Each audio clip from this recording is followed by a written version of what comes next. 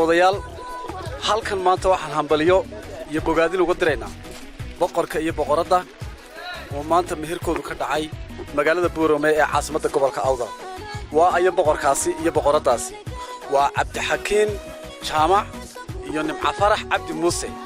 waxaan leeyahay noqda reerkii lagu nastay lagu nagaado ubad khayr qaba kala hela awlaad khayr qaba kala hela reer barakooba ducaan u diranaa dardaarana waxaan ugu diranaa reerka waa la ilaaliyaa hooyo iyo aabay maanta wixii ka dambeeya noqonayaan waxay ka soo baxeen halkii dhalinyarada waxay u soo guureen halkii qoyska marka waa inuu ku xisaabtamaa maanta in laga bilaabo inuu Cabdixakiin yahay oday faraxna inay ku xisaabtantay inay tahay markuu oo ma aha maanta inantii iyo inankii ma aha marka nolol cusub baad gasheen jawi cusub baad gasheen ala iyo tusaale bulshada ay soo gudbin doonta asxaabtii oo dhan baa jooga dhammaan halkan lagu leeyahay hambaliyadaasi mid la mid ah way dirayaan magacaygu waa Fiisa waxaan hambaliyo aan la koobi karin hawada u marinayaa mataantayda jeexaygii dhiigaygii Nimco Farax Cabdi Muuse iyo Seedigay Qaali Cabdixakiin Jaamac Saciid oo meherkaygu ka dhacay maanta magaalada Boorame gaar ahaan Hotel Sow waxaan leeyahay isku waara ubad khayr qabana kala hela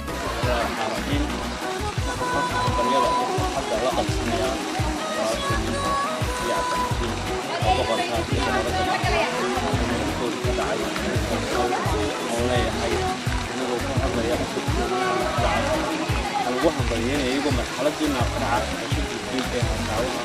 ugu qoys ma sha Allah baryada waxaan ugu ducaynayaa in marxaladana faraca ku jirtaan qoys noqdaan iyo maanta waxaan farxadda kala qaybsanayaa walaashay la dhalatay Nimco iyo Seedigay Cabdixakiin waxaan ugu ducaynayaa sacadka barakallahu laka wa baraka alayka wa jamaa'atu wa khayr waxaan la hereerka lagu nastay lagu nagaado guri khayr guri hambaliyo aan soo kordhiyay halkan waxaan hambaliyo aroos uga dirayaa meher wacan uga dirayaa boqorka Cabdixakiin Jaamac Saciid iyo Nimco Farax Cabdi Muuse Axmed oo markasta walaashaya oo maxayday grade 1 ka soo bilaabanay ilaa form 4 waxaan leeyahay maanta walaal aad iyo aad baan ku faraxsanahay inaan meherkaaga soo qayb galo waxaan ugu ducaynaynaa ducadii nabiga barakallahu laka wa baraka alayka waxaan maanta la qaybsanayaa farxadda oo aad dareenkayga ugu cabiraya walaashay ila dhalatay marna mataantayda marna jeexayga marna qof aan la'aanteed aan dhaqaaqi karin waa Nimco Farax Cabdi Muuse iyo walaalkay isaguna aanan ka laalaadin ee jeexayga Cabdixakiin Jaamac Saciid oo meherkoodu ka dhacay magaalada Boorame xarunta gobolka Awdal gaar ahaan Hotel Sow waxaan leeyahay oo nagu ducaynayaa barakallahu laka wa baraka alayka wa jama'a baynana wa baynakum bil khayr wa ducadii rasuulka waxaan leeyahay walaashay gurkiina guri khayr gurigiina guri nagi assalaamu calaykum wa rahmatullahi ta'ala wa barakaatuh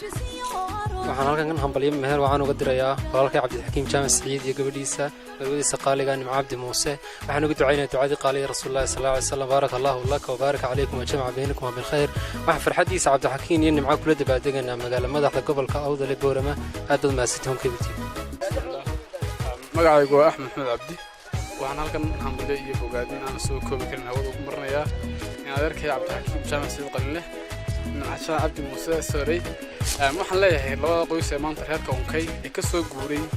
meel bay ka soo guureen singala waxay soo guureen meel ay xaafad bay guriga samaysanayaan Allah isku barakeeyo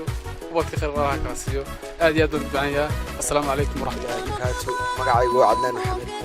waxaan halkan hambaliyo farxadeed maanta uga marinayaa saaxiibkay qaali Cabdixakiin Jaamac Saciid iyo dumaashiday oo abaaro 10kii iyo barkii noqotay dumaashiday